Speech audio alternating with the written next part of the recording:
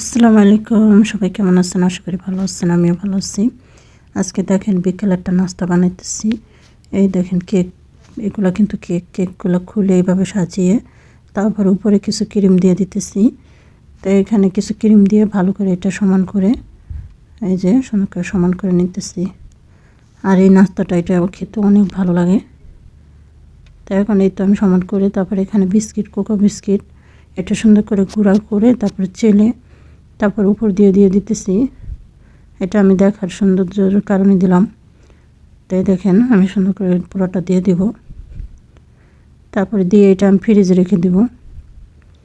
এটা প্রায় ফ্রিজে আমি 1 ঘন্টার মতো রেখে দিব যাতে একটু জমে যায়। তাই এখানে আমি আরও নাস্তায় তাই আমি এটা এখন এই যে ফ্রিজে রেখে দিব 1 ঘন্টা পরে। এই যে আমি ফ্রিজ থেকে বের করে নিচ্ছি। এই যে এখানে আরও নাস্তা আছে। এই যে এগুলো যে সমোসার মতো, এগুলো ভিতরে মুরগির মাংস দিয়ে এই যে ভেজে এগুলো রেডি করে নিচ্ছি। এই যে এখানে তো এখানে আরও অনেক রকমের নাস্তা বানিয়েছি আজকে। তো এই তো বিস্কিট দিয়ে এই যে এই নাস্তাটা খেতে কেক দিয়ে অনেক ভালো লাগে। আবার এখানে এই যে খেজুর দিয়ে ঘি দিয়ে ভালো করে চিটকে আমি ভিতরের বিচিগুলো ফেলে দিয়ে তারপরে আমি এটার এই যে ঘি দিয়ে চিটকে তারপরে এই যে এখানে এই যে ছোটো ছোটো নাড়ুর মতো গোল গোল করে বানিয়ে নিয়েছি। আর এই যে এগুলো কিন্তু এই যে বলে দুধের ছানা দিয়ে বানাইছে, এগুলো কিন্তু এরকম। আর এটা খেতে অনেক ভালো লাগে। আমরা যেরকম দুধের ছানা দিয়ে সন্দেশ করি সেম এরকমই আমাদের সন্দেশটা মিষ্টি হয়। আর এটা কিন্তু মিষ্টি না, এই যে এটা একটু শক্ত শক্ত থাকে বিস্কিটের মতো।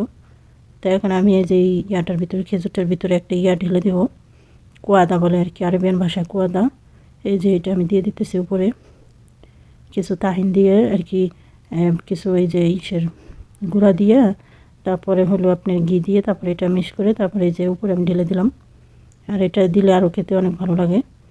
তারপরে এখানে এই যে আরও নাস্তা আছে যেগুলো বানিয়েছিলাম, এগুলো এই যে ভিতরে আমি দিয়েছি, কী বলে জীবন দিয়েছি। জীবন দিয়ে তারপরে এভাবে করে আমি তেলে ভেজে তারপরে এগুলো চিনি শিরার মধ্যে আমি করছি।